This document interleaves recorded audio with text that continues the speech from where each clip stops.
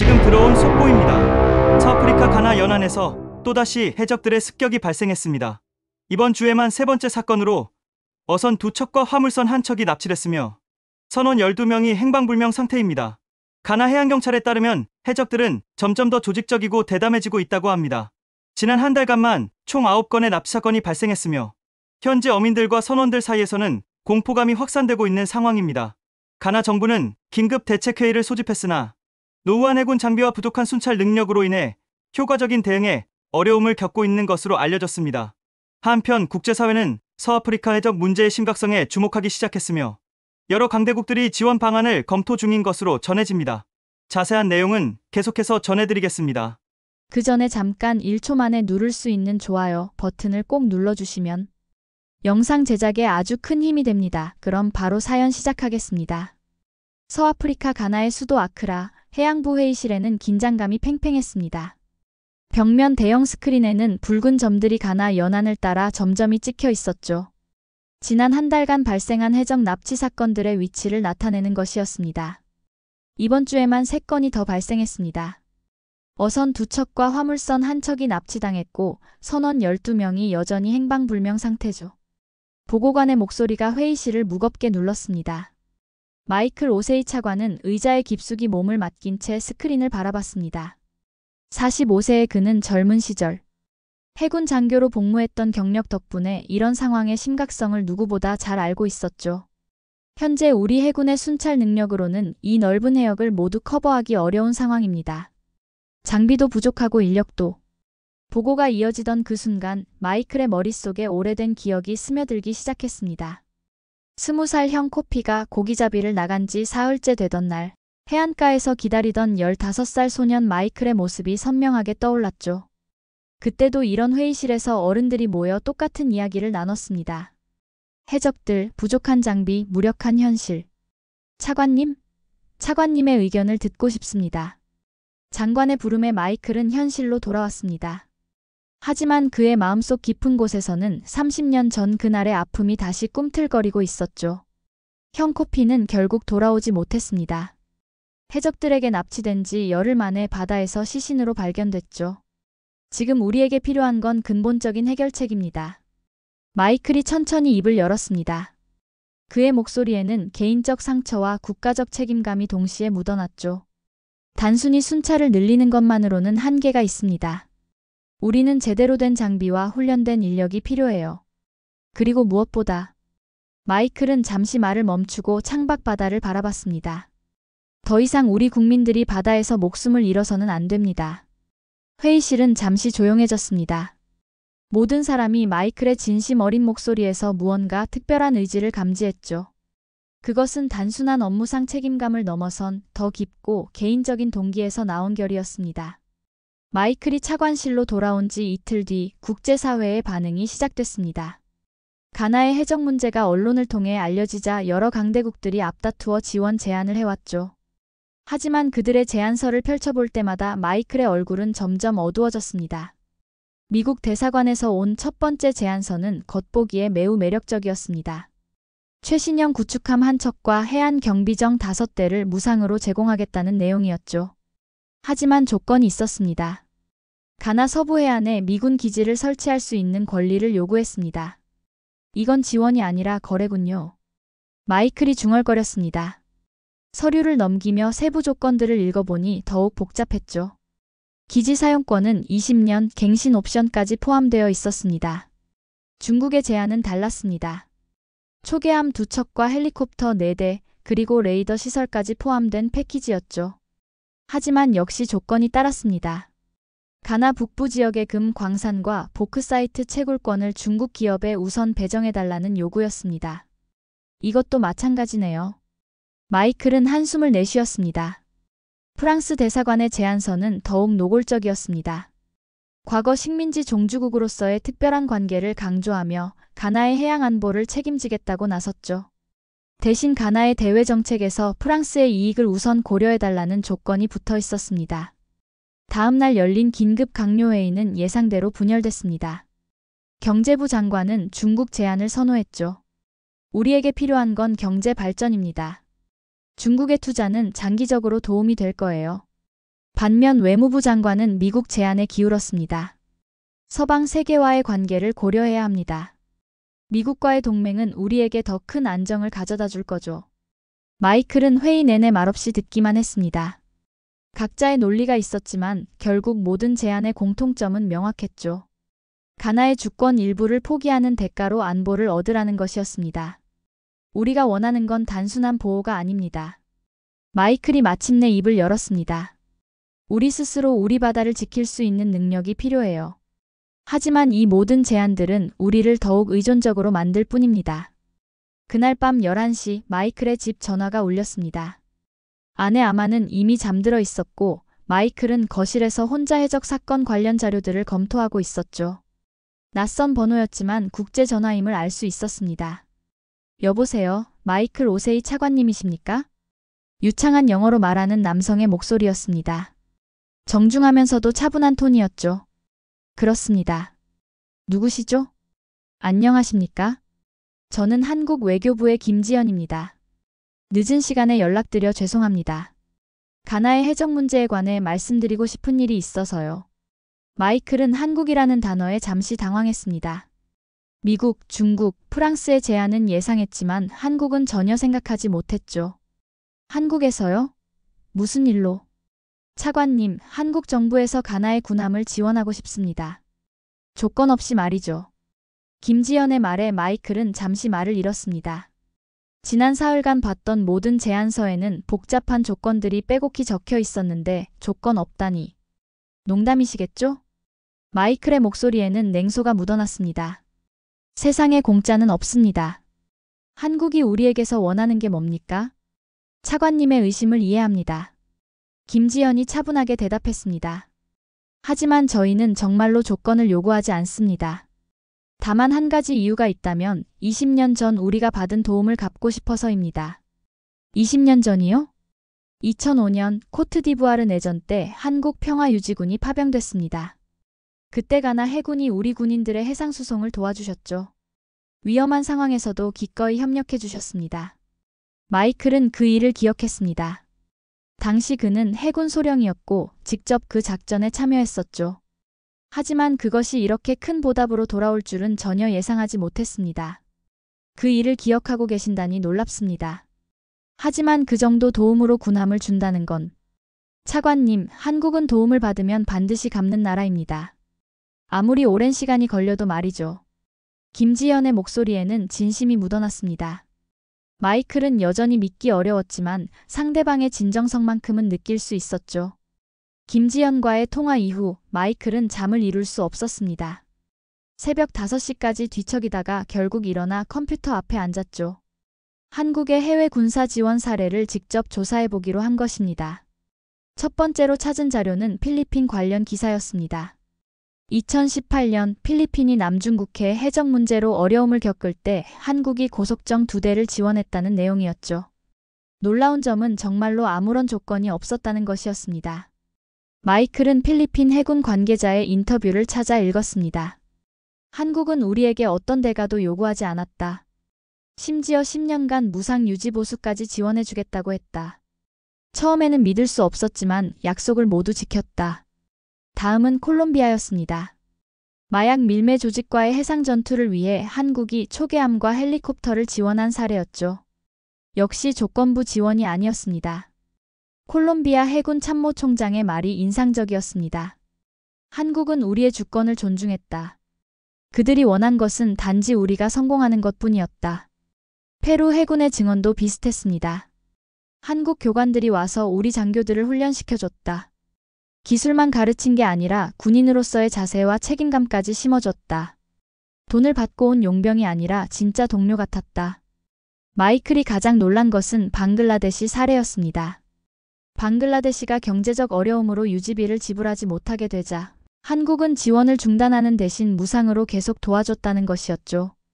일반적인 군사협력과는 차원이 다르군요. 마이클이 혼잣말로 중얼거렸습니다. 시계를 보니 벌써 오전 9시였습니다.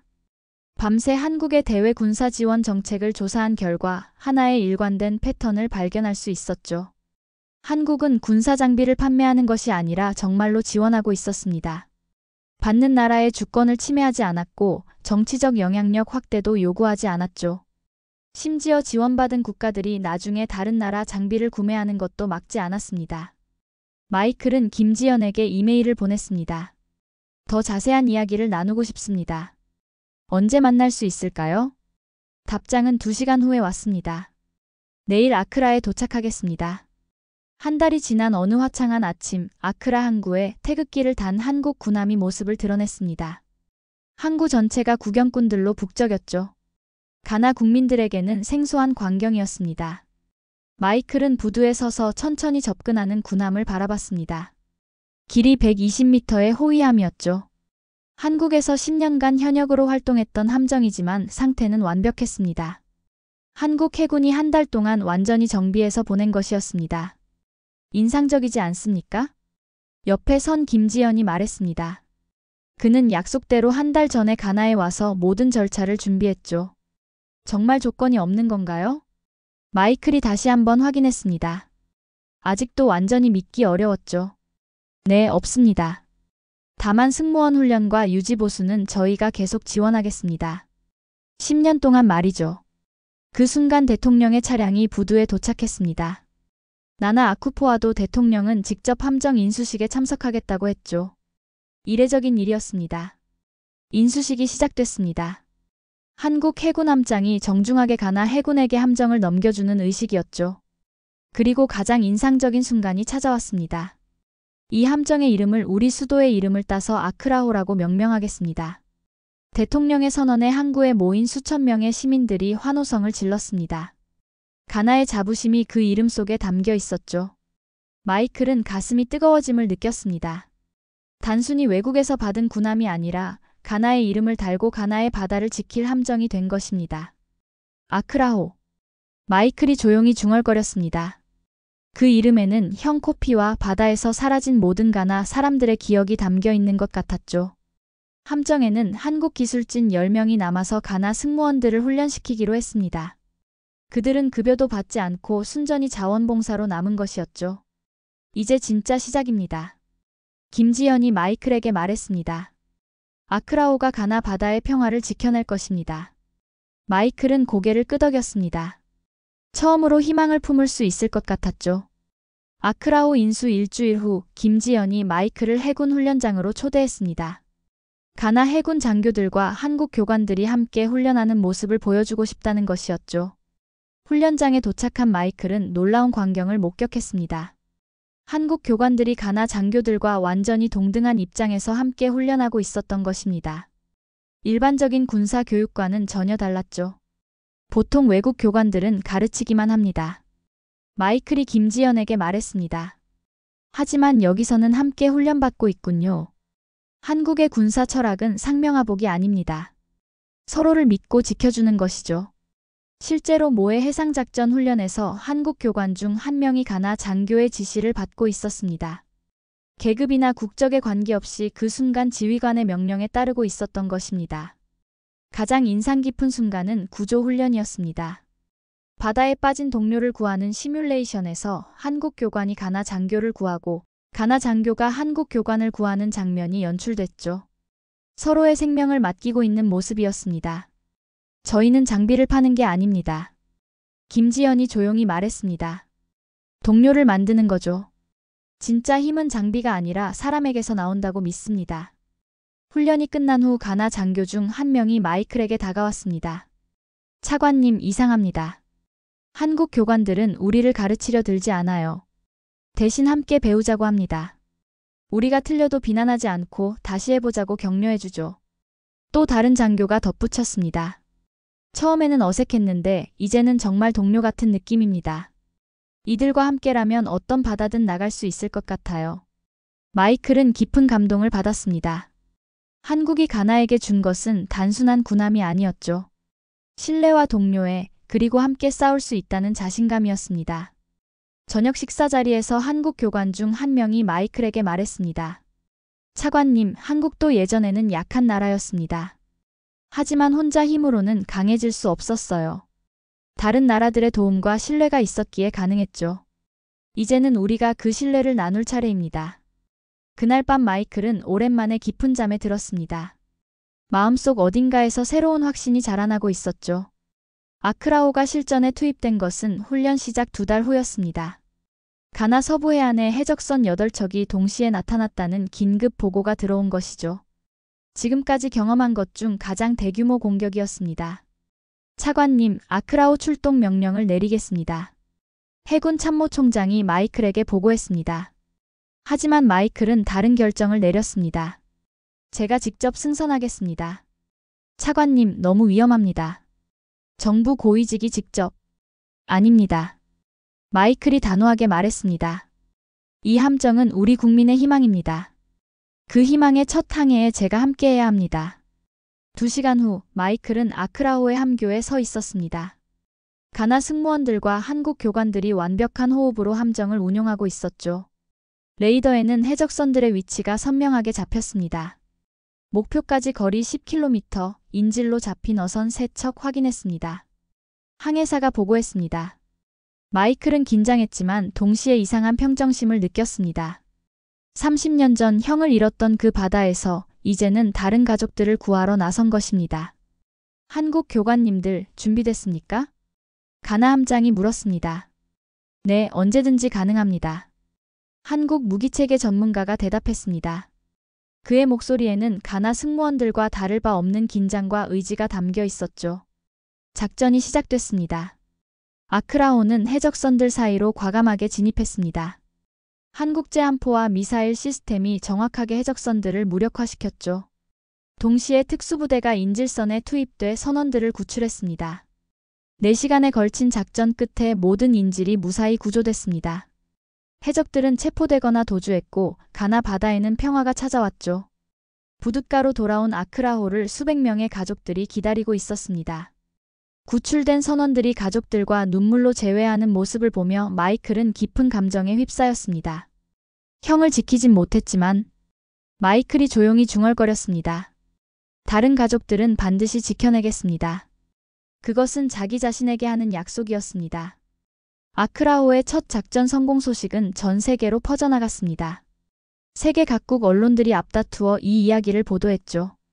특히 한국의 조건 없는 지원과 그 결과로 이루어진 성공적인 해적 소탕 작전은 국제사회의 주목을 받았습니다. 한국이 가나에게 준 건 군함이 아니라 신뢰였다. 영국 BBC의 보도였습니다. 이는 기존의 군사 원조와는 완전히 다른 접근법이다. UN 사무총장도 성명을 발표했습니다. 한국과 가나의 협력은 진정한 국제협력의 모범 사례다. 조건부 지원이 아닌 무조건적 신뢰에 기반한 협력이 얼마나 큰 성과를 낼 수 있는지 보여주었다. 마이클은 UN 본부에서 열린 해양안보 컨퍼런스의 연사로 초청받았습니다. 연단의 선그는 지난 몇 달간의 경험을 차분하게 이야기했죠. 강대국들은 우리에게 조건을 제시했습니다. 하지만 한국은 달랐습니다. 그들은 우리의 주권을 존중했고 진정한 파트너가 되고자 했습니다. 그 결과 우리는 단순히 보호받는 존재가 아니라 스스로를 지킬 수 있는 능력을 갖추게 됐습니다. 컨퍼런스가 끝난 후 여러 아프리카 국가대표들이 마이클에게 접근했습니다. 모두 비슷한 해양 안보 문제를 겪고 있는 나라들이었죠. 그들은 한국과 같은 협력 관계를 맺고 싶어 했습니다. 한 달 후 김지연이 마이클에게 또 다른 소식을 전했습니다. 한국 정부가 10년간 아크라호의 완전 무상 유지 보수를 약속했을 뿐만 아니라 가나 해군 장교들을 한국으로 초청해 고급 해양 전술을 교육시키겠다고 한 것입니다. 정말 끝까지 책임지시는군요. 마이클이 감탄했습니다. 약속은 지켜져야 하는 것이니까요. 김지연이 미소 지으며 대답했습니다. 그의 말, 아크라 항구에서 특별한 기념식이 열렸습니다. 아크라호 취역 1주년을 맞아 가나와 한국의 우정을 기념하는 행사였죠. 항구 입구에는 가나 국기와 태극기가 나란히 휘날렸습니다. 마이클은 연설에서 이렇게 말했습니다. 한국은 우리에게 무기를 판 것이 아닙니다. 우리에게 미래를 선물했습니다. 스스로를 믿고 스스로를 지킬 수 있다는 자신감을 선물했죠. 그날 저녁 마이클은 바닷가를 혼자 걸었습니다. 수평선 너머로 아크라호의 불빛이 반짝이고 있었죠. 그 불빛을 바라보며 그는 형 코피를 생각했습니다. 형, 우리가 해냈어. 마이클이 조용히 중얼거렸습니다. 이제 이 바다는 안전해. 더 이상 가족들이 돌아오지 못하는 일은 없을 거야. 바람이 불어와 그의 머리카락을 흔들었습니다. 그 바람 속에서 마이클은 형의 목소리를 들은 것 같았죠. 잘했다, 마이클. 정말 잘했다. 아크라호는 그 후 3년간 서아프리카 해역의 평화를 지켰습니다. 단 한 건의 해적 사건도 발생하지 않았죠. 한국과 가나의 협력은 다른 아프리카 국가들로 확산됐고 아크라 모델이라 불리며 새로운 국제 협력의 기준이 됐습니다. 마이클은 나중에 회고록에서 이렇게 썼습니다. 진정한 힘은 상대방을 굴복시키는 데서 나오는 것이 아니라 서로를 신뢰하고 함께 일어설 때 나온다. 한국이 우리에게 가르쳐 준 것은 바로 그것이었다. 영상 시청해 주셔서 감사합니다. 오늘의 감동만만세 사연 어떠셨나요? 감동적인 이야기가 여러분의 가슴에 와닿기를 바랍니다. 여러분의 뜨거운 의견을 댓글로 남겨주시고 이 영상이 여러분의 가슴을 올렸다면 구독과 좋아요 그리고 공유를 부탁드립니다. 대한민국의 위대한 이야기가 더 많은 사람들에게 전해질 수 있도록 함께 해주세요. 저는 다음에 더 좋은 사연으로 돌아오겠습니다. 감사합니다.